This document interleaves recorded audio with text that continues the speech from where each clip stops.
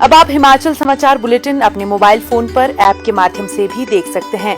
Play store से him समाचार app download करें या फिर स्क्रीन पर दिए गए QR कोड को स्कैन करके आप सीधा ऐप तक पहुंच सकते हैं। तो फिर देर किस बात की, अभी डाउनलोड करें हिम समाचार ऐप और देखें आपका पसंदीदा हिमाचल समाचार।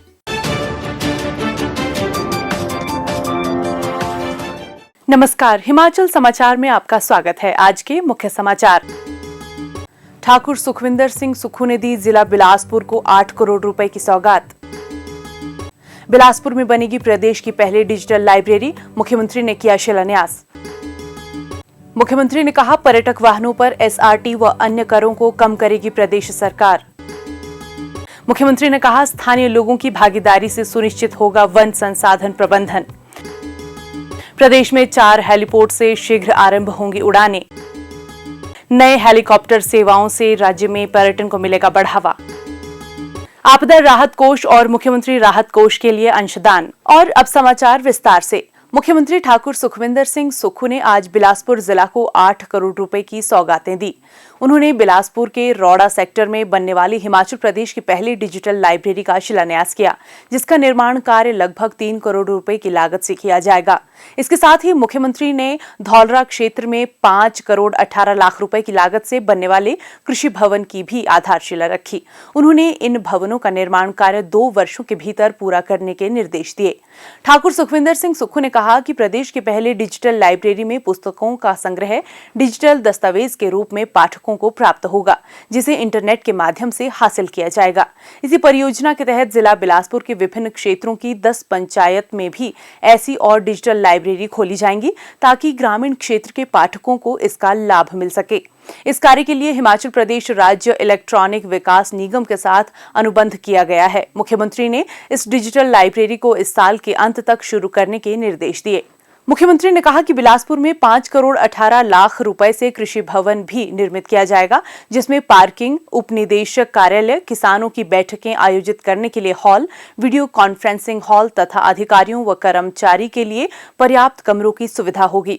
पत्रकारों से बातचीत करते हुए मुख्यमंत्री ने कहा, आज जो बिलासपुर दौरे पर आया हूँ उसके 2, एक तो डिजिटल लाइब्रेरी और एक कृषि भवन का शिलान्यास है, और उसके बाद 25 तारीख को मैं दोबारा बिलासपुर आ रहा हूँ। और बिलासपुर में जो आपदा प्रभावित परिवार हैं, जिन्होंने अपनी मेहनत की कमाई से घर बनाए थे और इस आपदा ने उन घरों को तबाह कर दिया, उस संदर्भ में मैं 25 तारीख को पूरे दिन के दौरे पर आ रहा हूँ। हमारा ये प्रयास है कि जो आपदा प्रभावित परिवार है उनको राहत पहुँचाई जाए। इस दृष्टिकोण से हमने 1 महीना अगले उन परिवारों का ख्याल रखना है, ताकि कोई कमी उनके राहत में ना रहे। मुख्यमंत्री ठाकुर सुखविंदर सिंह सुक्खू ने कहा कि प्रदेश सरकार पर्यटक बसों, टेम्पू ट्रैवलर व अन्य वाणिज्यिक पर्यटक वाहनों पर लगने वाले विशेष पथ कर व अन्य करों को कम करेगी। उन्होंने कहा कि प्रदेश सरकार SRT के दृष्टिगत हाल ही में जारी की गई अधिसूचना को संशोधित करने पर विचार कर रही है। मुख्यमंत्री ने ये बात आज ओक ओवर शिमला में hotels and tourism stakeholders association के प्रतिनिधि मंडल से भेंट के दौरान कही।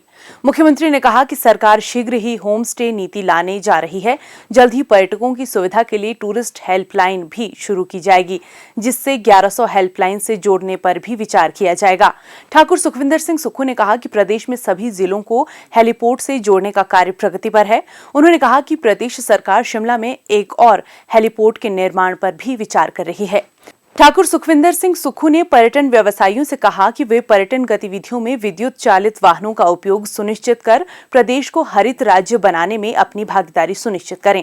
प्रदेश में हरित आवरण को बढ़ाने के दृष्टिगत राज्य सरकार ने बेहतर वन प्रबंधन और संरक्षण की दिशा में महत्वपूर्ण कदम उठाया है। राज्य सरकार ने वन मंडल स्तर पर स्थानीय समुदायों की भागीदारी सुनिश्चित करने के उद्देश्य से वन मित्र योजना को स्वीकृति प्रदान की है। इस पहल का उद्देश्य 2061 वन मंडलों में वन संसाधनों के संरक्षण में स्थानीय लोगों की भागीदारी सुनिश्चित करना है। वन मित्रों को वनों की आग से सुरक्षा, पौधरोपण, रेशिंग, टैपिंग और बचाव कार्यों जैसी महत्वपूर्ण जिम्मेदारियां सौंपी जाएंगी।